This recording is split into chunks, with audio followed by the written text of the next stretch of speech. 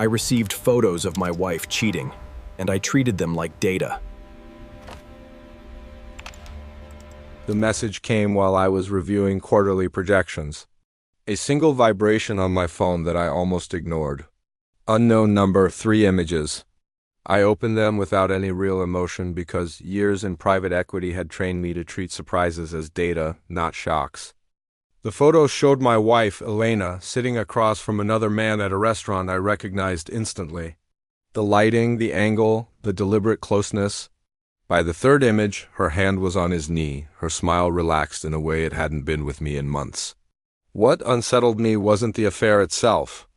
It was the intention behind the delivery. Whoever sent these photos wanted me to see them, wanted me to react. Elena wanted me destabilized. I finished my coffee, enlarged the images, and checked the metadata, time, location, date. Sloppy, but intentional. Elena had always been careful. This wasn't carelessness. This was choreography. I went home that night like nothing had happened. She greeted me with the same practiced warmth, asked about my day, complained about the traffic. I kissed her cheek and noted the faint scent of a cologne that wasn't mine. I didn't confront her because confrontation is what emotional people do when they want to feel righteous. I wanted clarity. The man was Adrian Cole, a failed architect turned creative consultant. A polite way of saying he drifted from project to project, funded by charm and borrowed confidence. Elena had mentioned him once years ago, dismissively. That alone told me everything. People only dismiss what still matters. Over the next month, I learned everything. Where they met. How often. The lies Elena used to buy time. The promises she made to him about a future funded by the life I had built. She wasn't running toward love. She was running toward an escape with a backup plan. I didn't touch our finances. Not yet. People reveal their true nature when they think they're winning. Adrian's weaknesses were obvious. Debt, insecurity, and ambition without structure. I didn't need to threaten him. I needed to offer him something he couldn't refuse while making sure he never knew who offered it.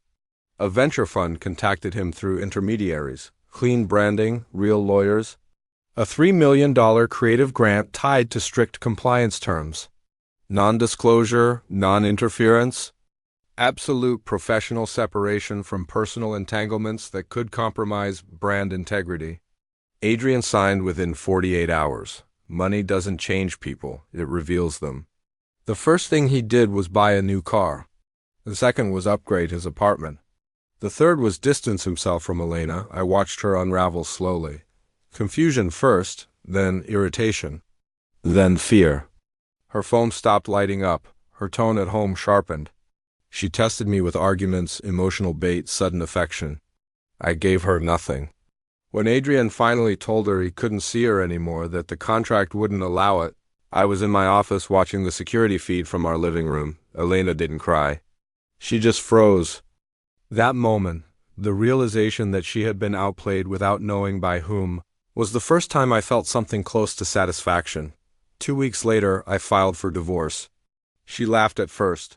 Thought it was a tactic. Then she read the filings. Infidelity clause, evidence, timelines, her confidence drained quietly like air escaping a sealed room. She accused me of manipulation. I didn't deny it. I simply explained that I had responded to a breach of trust with risk mitigation. She fought for more money, lost. Her lawyer tried to argue emotional neglect. Failed. Receipts don't care about narratives. Adrian tried to reach out once, months later. The contract penalties were steep. He stayed silent. I attended one of his exhibitions anonymously and bought a piece, not as a trophy but as a reminder. Success acquired without integrity always demands interest. Elena moved cities. Reinvented herself. I heard she told friends I was cold, unfeeling, incapable of love. She wasn't wrong. Love requires vulnerability, and vulnerability is inefficient. Years later, someone asked me if it was worth it. The money spent, the patience, the silence, I told them the truth.